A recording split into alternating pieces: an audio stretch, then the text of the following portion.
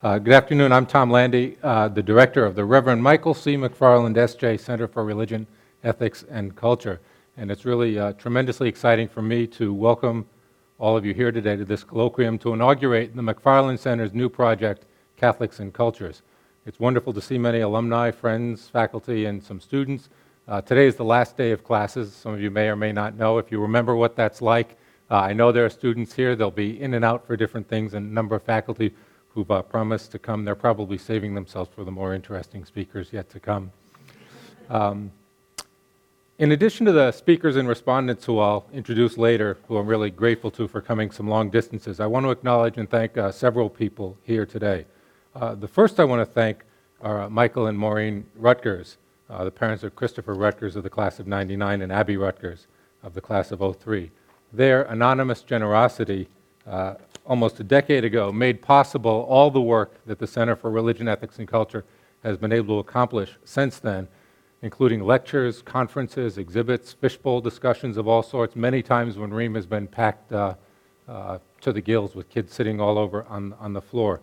And without their generosity, the center would never have been able to do what we've done, and I'm exceptionally grateful to them. They're here today, Michael and Maureen, so I want to thank them especially. They're the people also who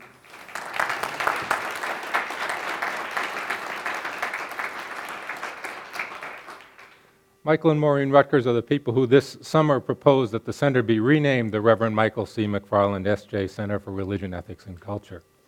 And there we go. We have a great new logo for that.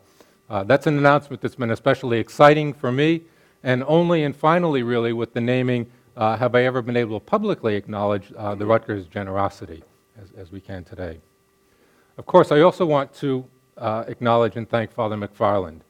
He's a man who seeks no honors. I wonder what he thinks when he sees his name up there like that, or his name on the badge like that.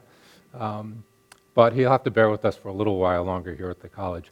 He's been a steady and wise presence for us in the life of the college. He's been a real advocate for students, and he's been an outstanding priest from my perspective. I'm going to miss him a great deal, and having his name attached to the center for me really sets a very high bar for our work that now we have to live up to. Finally, my thanks are due too to the Ream Family Endowment, which is supporting this colloquium today, and to Pat Hinchliff, Danielle Kane of the McFarland Center, and I want to thank too especially Isamar Checo and Marta Espinal, who are here somewhere, our work study students, two indispensable students for us who really do great credit to Holy Cross. So, back, there we go. I want to take just a few minutes today to share a little bit about my hopes for the project that we're launching today, which we call Catholics and Cultures. The shorthand for that hope is this. The aim of the initiative is to develop an international network of scholars who seek to understand contemporary lived Catholic experience in as many cultures as possible around the world, and to disseminate what we learn along the way so that it can have a transformative effect on how Catholicism is taught and understood. Through the initiative, the college has a chance to do what no one else in the world is doing today. This is a project that can impact the way that we teach Catholicism to Holy Cross, but I also hope that it will be of tremendous service to the broader church, that it will be regarded as one of the most helpful resources available for teaching about Catholicism in classrooms throughout the country and abroad. One of the original aspirations for the Center for Religion, Ethics, and Culture was, perhaps not surprisingly, that we would help advance the understanding of the connection between religion and culture. Philosophers and theologians often explore that connection in more generalized terms. And though I've been educated in both of those fields, I'm fascinated by particular cultures, by their variety and multiplicity. And I want to understand how Catholicism helps shape cultures and how it's variously reshaped by cultures, whether those cultures are majority Catholic or Hindu.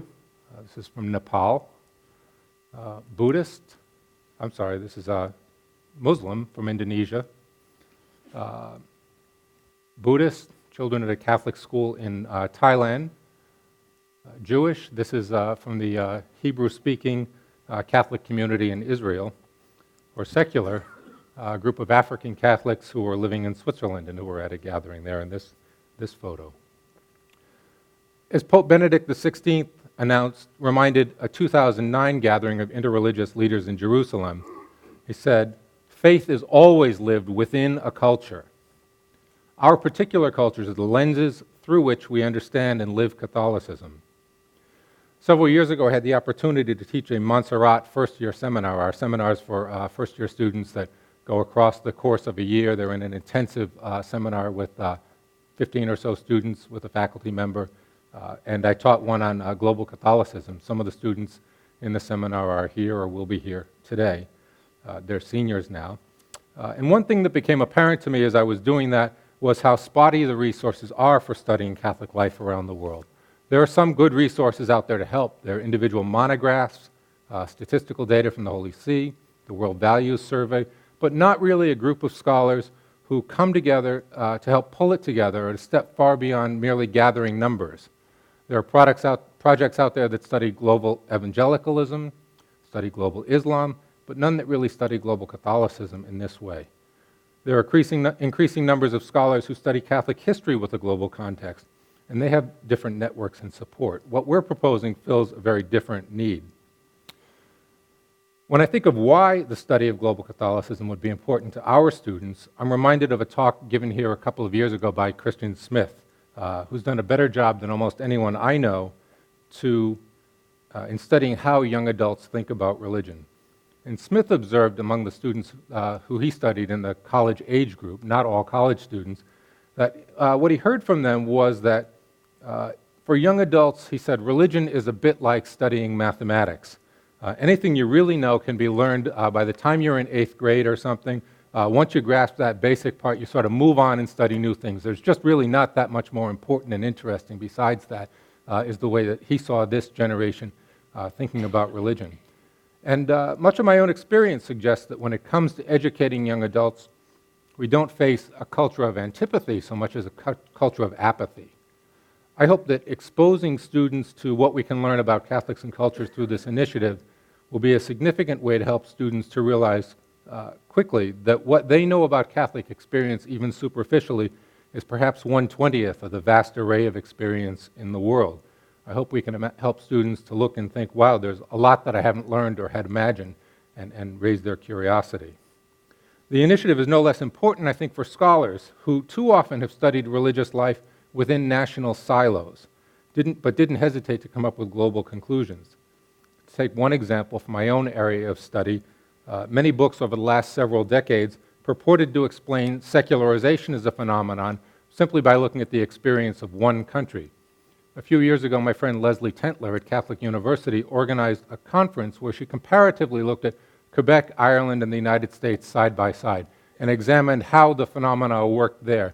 And the result, published in a book too, made much of the work that came before it look really myopic and problematic. It's clear that we can learn so much more about Catholicism by looking at many countries' experiences side by side rather than one country. Now, some people may still look, when I'm talking about the study of Catholics and cultures, and wonder if it's a little bit too exotic or tangential a proposal, if it's not central to what most students might need to know about Catholicism. But I'd ask you to keep this in mind. Fewer than 6% of the world's Catholics live in the United States. I think it's fair to say that when most Americans imagine what a, quote, typical Catholic looks like, they picture Americans of European ancestry. Here's the Our Lady of Peace Parish Council in Columbus, Ohio. Perhaps they picture some Europeans, the Women's Guild and a Portuguese church. And it is true that for every one baptized Catholic in the U.S., there are 4 in Europe. But imagining the typical Catholic as American or European doesn't do any justice to the real demographics of the Catholic world. Roughly speaking, there are 2 Catholics in Asia for every 1 in the United States. This one from Korea. 2.5 in Africa for every 1 in the United States. 2 in Central America. 5.5 in South America. There are even half as many Catholics in the Caribbean islands, here's the Virgen de Altagracia in the Dominican Republic, as there are in the United States. We represent a pretty small fraction of what Catholicism is about in the world. Many of us, too, in the room have an image of what we expect the future church will look like. We imagine the church through our own lens, but we should also know that people throughout the world may be living and imagining it in surprisingly different ways than we do. Holy Cross wants to educate students for leadership in the church of the future, but as this exercise makes clear, educating leaders, I think even for the church in the present day, means being aware of the church for the other 94% of the world that will often operate on different cultural assumptions than our own. Cultures bundle and prioritize beliefs differently than one another, and generally not along the lines that our American culture wars, for example, might expect. Catholics need to be aware of the priorities that the other 94% bring to the table. Catholics in many parts of Africa, for example, might be what we would regard as traditionalist in some terms around social mores, yet very radical from our perspective in terms of ways they think about the ethics of capitalism or obligations for the rich and poor. American Catholicism, for example, like American religion in general, can be very privatized. We often come to think of our religion as something that belongs in church and in our hearts, but perhaps the private spaces of our homes, but would be out of place in public. But think of the places in the world where religious expression is very visible in public. In streets, where public places are claimed for Jesus and Mary.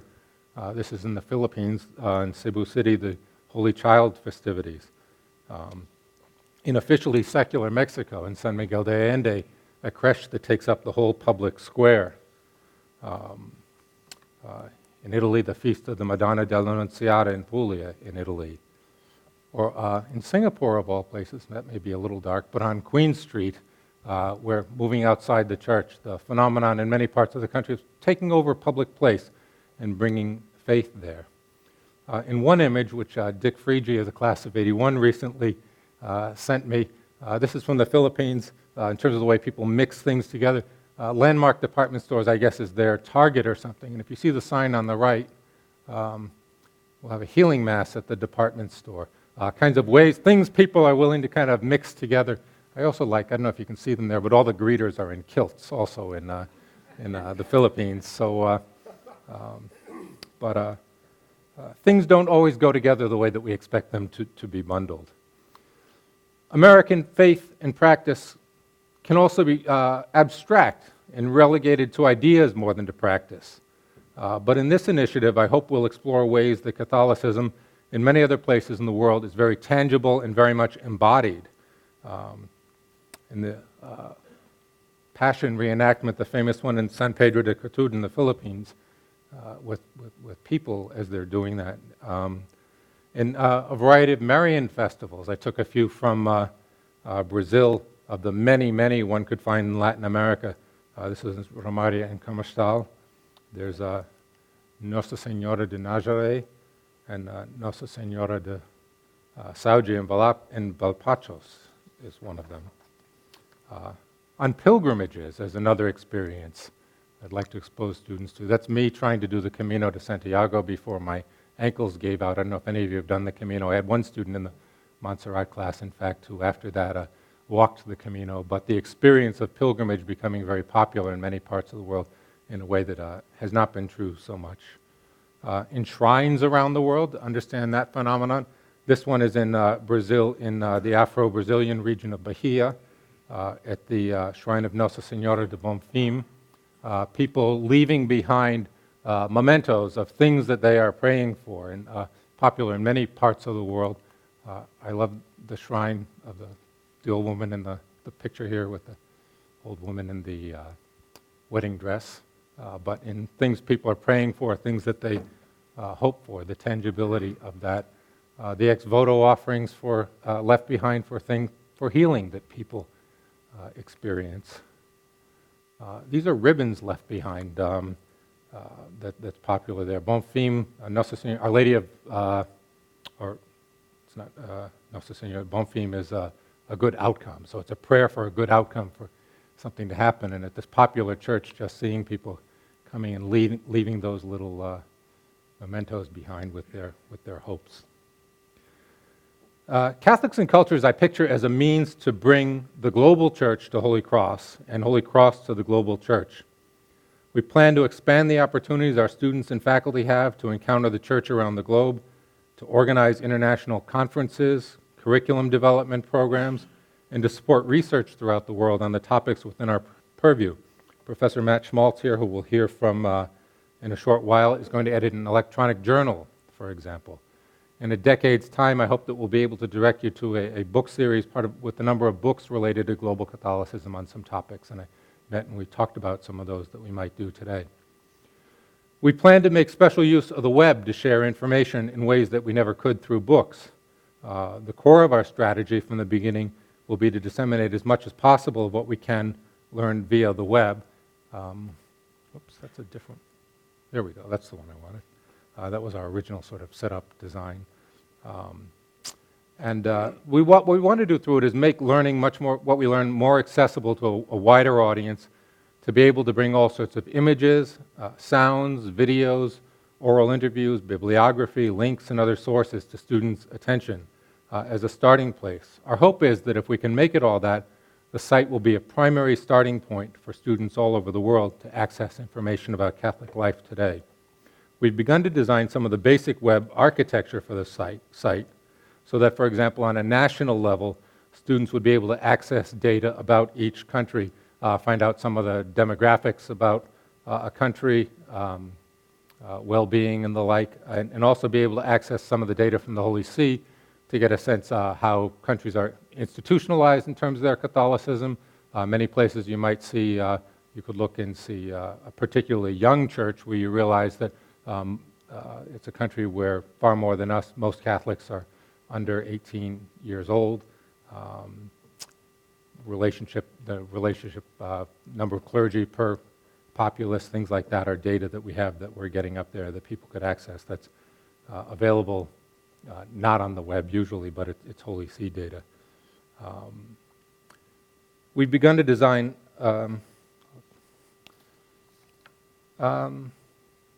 the website's also structured so that we can look at certain themes that cross national boundaries.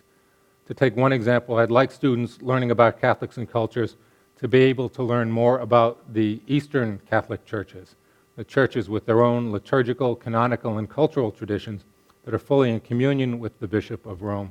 There's a list of many of them up here. I don't know if you can read them. Coptic Catholic Church, the Ethiopian Catholic Church, Syrian, and these are churches from Eastern Europe or from the Holy Land that have ancient rites of their own that are Catholic and from Holy Land, Iraq, Greece, Armenia, Eastern Europe, to name a few places. And a rich part of the Catholic world. I'd like the Catholics and Cultures website to be a place where students and others can go easily to see videos of liturgies in those traditions and learn more about the religious lives of the more than 17 million Catholics who are part of those traditions here in Iraq.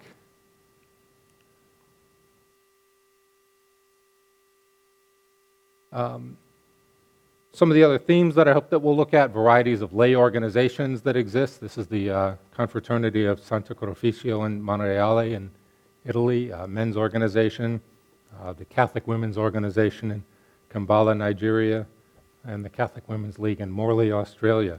How lay people come together, what kinds of associations they form and build. I suppose their versions of our Knights of Columbus and Daughters of Isabella and such associations.